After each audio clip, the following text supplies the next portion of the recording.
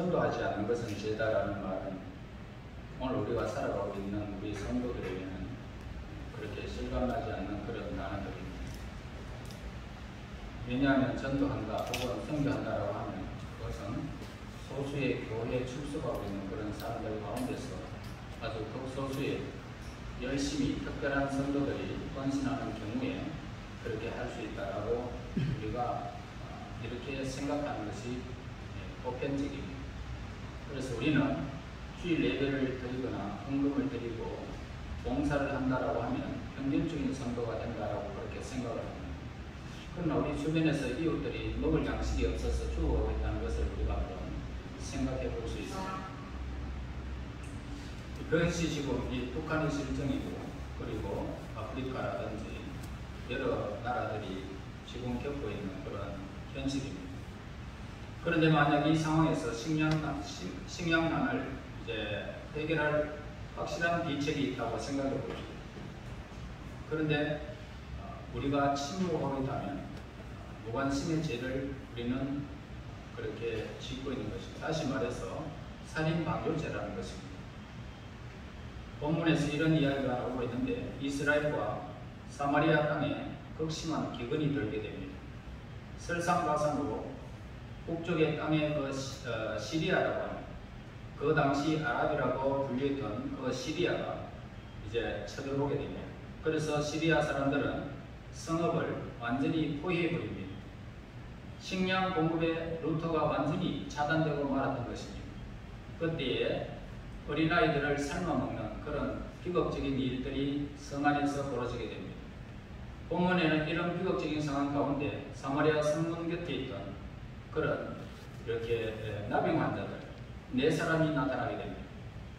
그들은 앉아서 죽기를 기다리느니 이왕 죽을 바에야 우리가 그냥 시리아에 가서 우리가 그냥 항복하자. 우리 뭐 죽이긴 하겠나? 먹을 것이라도 좀 주겠지. 그러면서 이제 적군 캠프로 향하게 됩니다.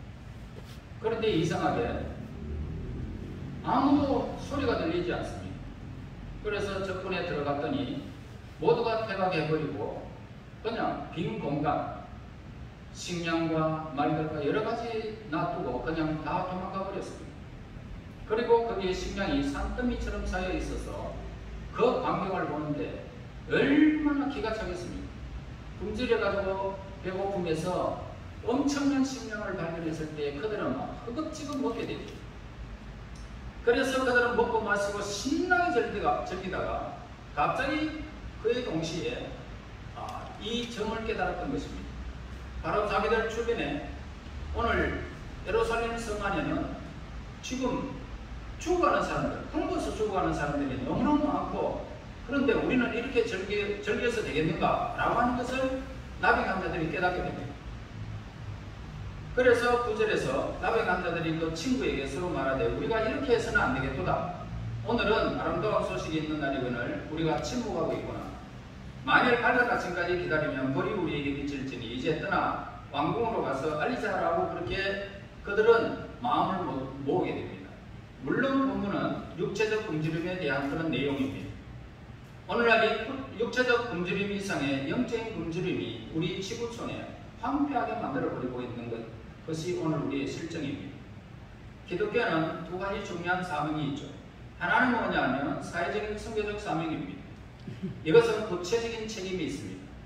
사회봉사와 그리고 사회봉사에도 우리 교회에서 책임이 있습니다. 또 하나는 기독교에 중요한 사명이 있는데 바로 그것은 기독교회가 정지하고 1차적 사명으로 바로 복음 전도의 사명입니다.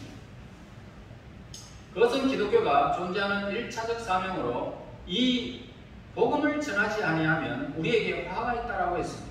그러므로 영적인 굶주림이 있는 그런 사람, 인생에서 방황하고 헤매고 있는 삶의 목적을 알지 못하고 있는 그런 인생, 무의미 속에 죽어가는 그런 인생을 오늘 영적인 굶주림에 대한 책임이 우리에게 있다는 사실을 우리에게 알려주고 있습니다. 그래서 예수님은 이 땅에 계실 때에 이 2가지 책임을 모두 감당하시는 모습을 보게 됩니다. 육체적으로 먹는 것과 하나님의 나라가 가까웠다는 이 사실을 우리에게 알려주었습니다. 그 대표적인 예 중에 하나가 바로 오병이의 기적이었죠. 그래서 떡 5개와 물고기 바로 2마리를 가지고 5,000명을 먹이고 남았던 그런 일들을 보게 됩니다. 물론 이 기적으로 많은 사람들이 예수님을 따랐지만 그 사람들을 보고 예수님께서는 너희가 나를 찾는 것이 표적을 본 까닭이 아니고 먹고 배부른 까닭이로다. 그러면서 썩을 양식을 위하여 우리가 일하지 말고 영생하도록 있는 양식을 위하여 하라 라고 오전에 제가 말씀드렸습니다.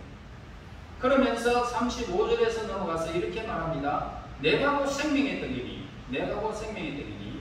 내게 오는 자는 결코 줄이지 아니할 것이요 나를 믿는 자는 영원히 목마르지 아니하리라. 예수님은 인간의 영적인 굶주림에 대해서 자신이 그들의 목마름을 해결하고 그들의 방향을 해결하실 구체적인 주인인 것을 답하고 계십니다. 그래서 우리 주변에 목마른 채 영적으로 죽어가는 사람들이 얼마나 많은지 우리는 돌아보아야 합니다. 여러분, 뼈다귀는 앙상하게 남아가지고 눈이 톡 붉어진 채 그런 병자들 여러분 보았죠? 불쌍하지 않습니까? 영적으로 보면 그것보다 더 비참한 현실이 오늘 있는데도 우리의 눈은 어두워서 무관심으로 그들을 볼 수 있는 눈이 우리에게는 없다는 것입니다. 육체적으로는 번들번들하게 보이지만 영적으로는 완전히 그냥 뼈다귀만 남은 사람들이 얼마나 많은지 모릅니다. 그런데 우리는 지금 생명의 떡을 가지고 있고 우리는 생명의 떡을 나누면서 풍성한 은혜를 우리는 누리고 있습니다. 그럼에도 불구하고 주변에 죽어가는 사람들을 바라보면서 저 사람들은 잘 먹고 잘 산다라고만 핀잔을 주고 있는 우리의 모습이 아닌지 이것을 전도하지 않는 자라고 할 수가 있는 것입니다. 본문의 4명의 환자는 오늘 자기의 죄를 해결했을 뿐만 아니라 남의 문제를 해결하는 사람으로 쓰임받는 일들을 보게 됩니다. 그들이 곧 전도자였죠. 이렇게 하기 위해서 이들은 3가지 중요한 사실을 발견하게 됩니다. 첫째는 뭐냐? 자신의 상태를 발견한 것입니다. 자신의 상태. 그러니까 3절에서 성문의에 나병 한 자리에 4사람이 있더니 서로 말하되 우리가 어찌 여기 앉아서 죽기를 기다리는가. 자, 그들은 거기 앉아서 그대로 앉아있으면 죽는다는 것을 알았던 것입니다. 그래서 4절에서 우리가 성에 들어가자라고 할지라도 성중에 줄이되니 우리가 거기서 죽을 것이고 여기 앉아있어도 죽을 것이다. 그러니까 우리가 아랍 군대 가서 우리가 항복하자.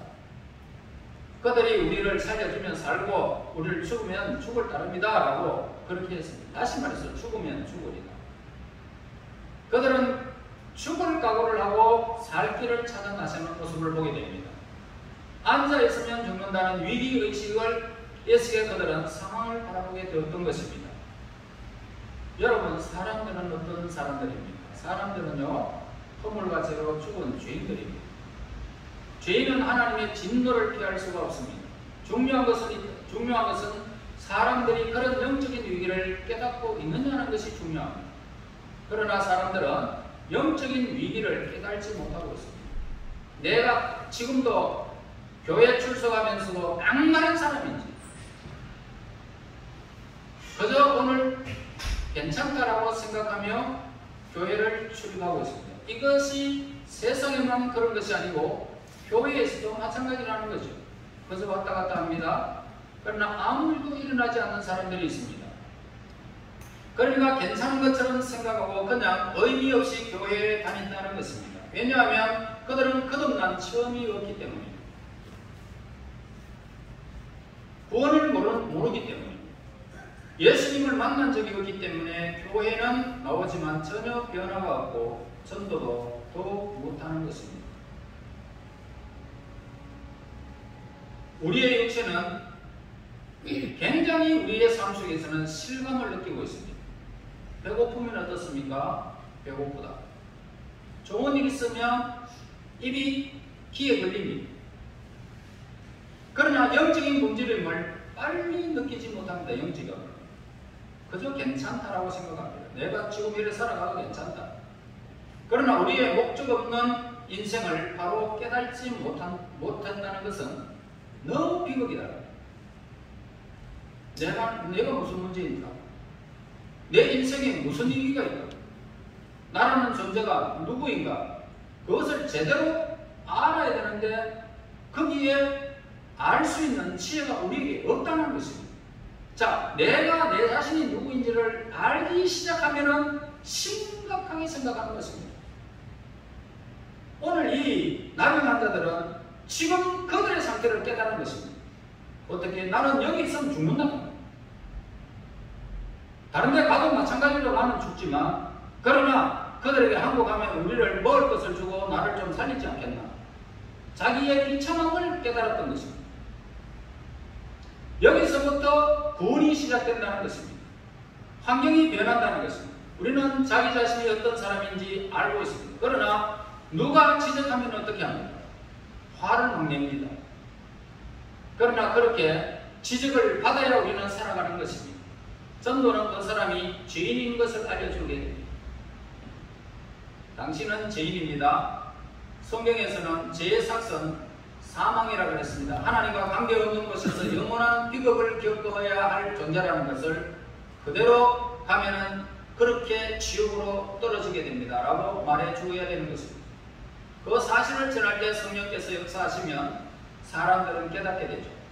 아, 정말 나는 이 땅에서 이렇게 살다가 죽으면 나는 죄인으로서 지옥을 가는 인생이구나. 하나님의 진노를 피할 수 없는 인생이구나.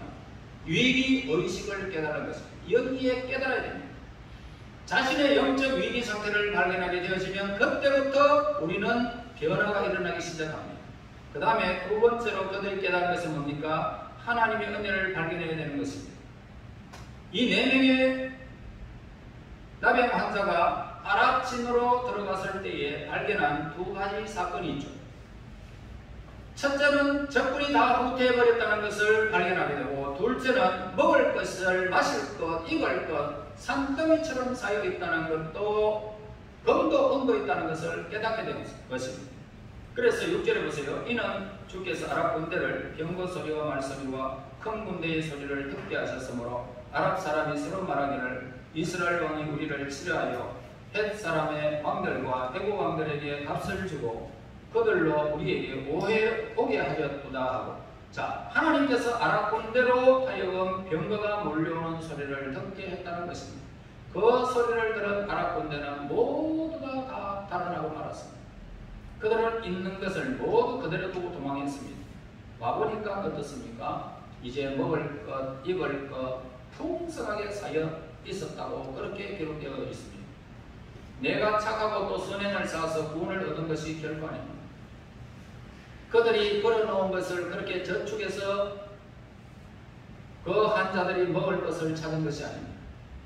내가 할 수 있다면 하나님이 우리에게 예수님을 보낼 필요가 전혀 없었을 것입니다. 여러분들은 구원받을 수 있는 일이 전무후무한 바로 인생의 가장 비극의 인생들입니다. 그런데 하나님께서 오늘 우리에게 죄를 우리와 상의도 하지 아니하고 예수님을 십자가에 그냥 내몰아 버렸습니다. 그리고 예수님은 하나님의 명을 따라서 그 뜻을 이루기 위하여 인생을 위하여 십자가에서 우리의 죄값을 치워버렸습니다. 그리고 하나님의 그 모든 요구를 예수님은 다 이루었다라고 말씀하셨습니다. 구원이 완성된 것입니다. 다 이루었다는 것은 구원이 완성된 것입니다. 그래서 하나님은 그 구원을 우리에게 값없이 주겠다고 약속해 주셨습니다. 에베소서 2장 8절 9절에서 너희가 그 은혜를 인하여 믿음으로 말미암아 구원을 얻었나니 이것은 너희에게서 난 것이 아니요 하나님의 선물이라 행위에서 난 것이 아니 누구든지 자랑하지 못하게 하려 하십니다.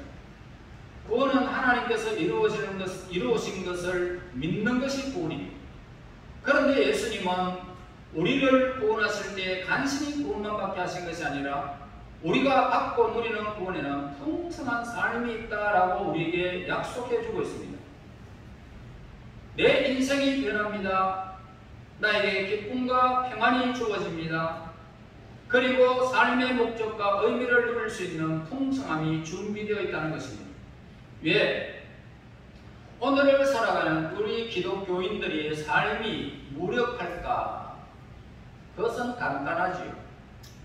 내가 예수를 믿는데도 왜 이렇게 기쁨이 없고 무력할까? 하나님의 은혜를 발견하지 못하면 그렇습니다. 여러분, 하나님의 은혜를 여러분 조금이라도 생각할 수 있고 발견하게 되어진다면 여러분들의 그 상태와는 전혀 나와 상관없이 하나님의 은혜만 보이게 됩니다. 그러나 그 구원의 은혜를 발견하지 못하면 오늘 우리는 이 땅의 삶에 지친 그 모습 속에서 하나님의 은혜를 깨닫지 못한 채 우리는 무력한 존재로 변하는 것입니다. 그러므로 하나님의 큰 은혜를 우리가 맛보면 정말 미치는 것입니다. 삶이 변하는 것입니다. 그러나 문제는 이것이 우리 눈에 보이지 않는다는 것입니다. 그래서 은혜를 이야기하면 그런 것도 있나? 교회 가면 그저 그런 것이 아니냐라고 합니다. 그런데 오늘 사람이 본문에 한 사람이 나오고 있습니다. 그런 사람은 누굽니까? 1절에서 엘리사가 이럴 때 여호와의 말씀을 들을지어다. 여호와께서 이르시되 내일 이맘때에 사마리아 성문에서 온 밀가루 한 서아를 한 세겔로 매매하고 보리 두 서아를 한 세겔로 매매하리라 하셨느니라. 쉽게 말하면 지금 기근인데 내일 아침에는 성중에는 음식이 쌓일 것이고 그 음식이 아주 저렴하게 공급될 것이다 라고 말하는 것입니다. 다시 말해서 살 한 대에 10,000원, 20,000원 하던 것이 살 한 대에 50원, 100원 하겠다는 것입니다. 그때 한 장관이 이렇게 말합니다. 왕이 그의 손에 의지하는 자 곧 한 장관이 하나님의 사람에게 대답하여 이르되 여호와께서 하늘의 창에 내신들 어찌 그런 일이 있으리요 하더라. 엘리사가 이르되 네가 네 눈으로 보리라. 그러나 그것을 먹지 못할 것이다 라고 저주해 버립니다. 불신앙의 결과는 저주라는 것입니다. 인생이 무력하게 느껴지십니까? 여러분 기도하면 됩니다. 그러면 하나님께서 우리의 눈을 열어주는 것입니다. 기도하면 우리의 눈이 열립니다. 그 하나님의 풍성과 충만한 은혜가 우리에게 임하는 것을 보게 될 것입니다. 나를 위해 예비된 일과 하나님의 복과 사랑이 우리의 삶 속에서 늘 나타나게 될 것을 여러분들이 경험하게 될 것입니다. 세 번째는 뭐냐? 이웃의 필요를 그들이 깨닫게 된 것입니다. 이 4명의 나병 환자는 지금 내가 먹는 양식이 내 이웃들에게 필요하다라는 것을 발견하게 됩니다. 그래서 9절에서 나병 환자들이 그 친구에게 서로 말하되 우리가 이렇게 해서는 안 되겠구나. 오늘은 아름다운 소식이 있는 날이거늘 우리가 침묵하고 있다. 만일 밝은 아침까지 기다리면 불이 우리에게 미칠지니 이제 떠나 왕궁에 가서 팔리자라고 합니다. 결과적으로 오늘 그 사건을 통해서 정말 엘리사가 이야기했던 것처럼 그렇게 엄청난 일이 일어났습니다. 그러면 놀라운 소식이 있다는 것입니다. 저곳 아랍 진영에 가면 적군들은 모든 물 갖고 거기에 양식이 많이 있습니다 라고 그 나병 환자들이 성에 들어가서 그들에게 막 외칩니다. 여기서 굶고 있지 마시고 빨리 나오십시오. 빨리 나오십시오. 저기에 가면 분명히 적군은 다 물러가고 먹을 것이 산더미처럼 있고 또 입을 것도 있고 막 얼마든지 있습니다. 빨리 가십시다. 저기 갑시다. 아무도 없습니다. 적군은 다 갔습니다. 다 오세요. 다 오세요. 거기 가면 생명이 있다는 것입니다. 그렇게 막 외친 것입니다. 드디어 사람들이 그냥 환자들의 그런 잘못된 음성이 아니라 하나님의 음성으로 듣고 그들이 모두가 음식을 가지러 우와 따로 나서버립니다. 그래서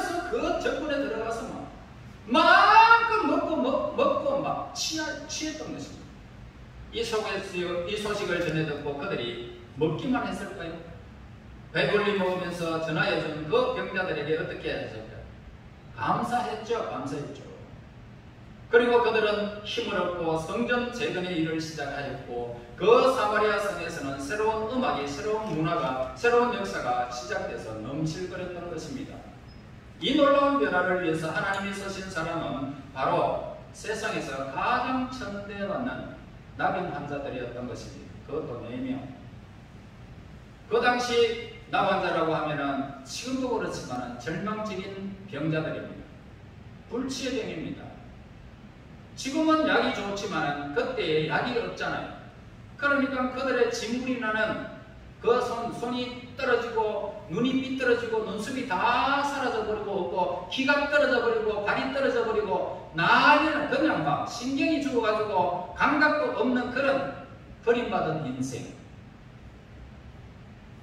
그 환자들이 쓰임받을 수 있다는 것을 누가 감히 생각했겠습니까? 그런데 그런 사람을 하나님이 쓰셨다는 것입니다. 그들의 입술을 한번 생각해 보세요. 문둥병자의 입에는 지금까지 어떤 말이 나왔을까요? 여러분, 얼마나 한탄스러운 이야기가 그들에게 있겠습니까? 성 밖에서 살면서 그들 4명서 몰려가지고 입을 열면 빨리 죽고 싶다는 이야기밖에 더 있겠습니까?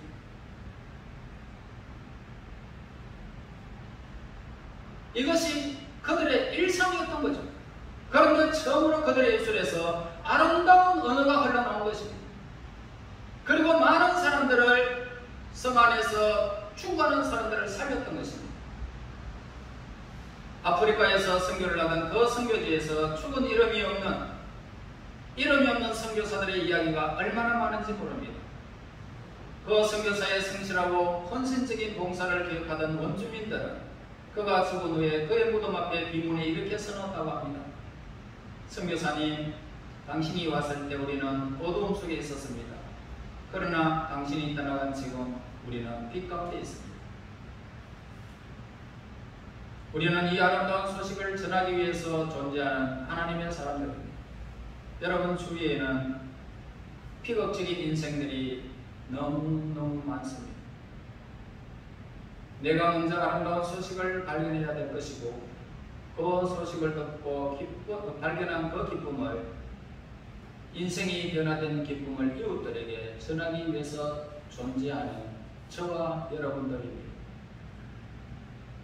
내 문제만 끌어안고 실험하다가 허무하게 죽어가는 인생이 우리는 아닙니다. 아웅다웅 전쟁터와 같은 우리의 삶에서 그냥 그렇게 사는 인생이 결코 아닙니다. 우리는 사명을 가진 사람입니다. 내 자신이 누군지를 깨닫기를 원합니다.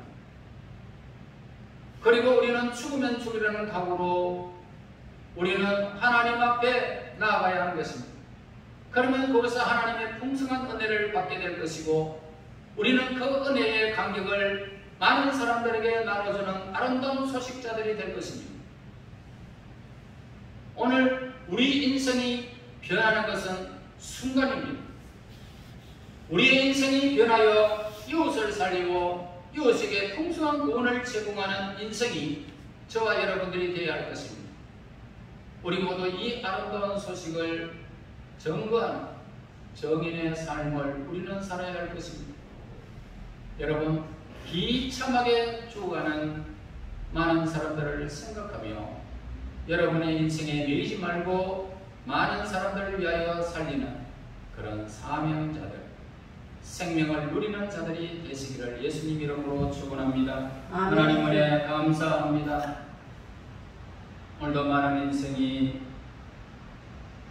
굶주림 속에, 영적 굶주림 속에 지옥으로 달려가는 인생들이 많습니다.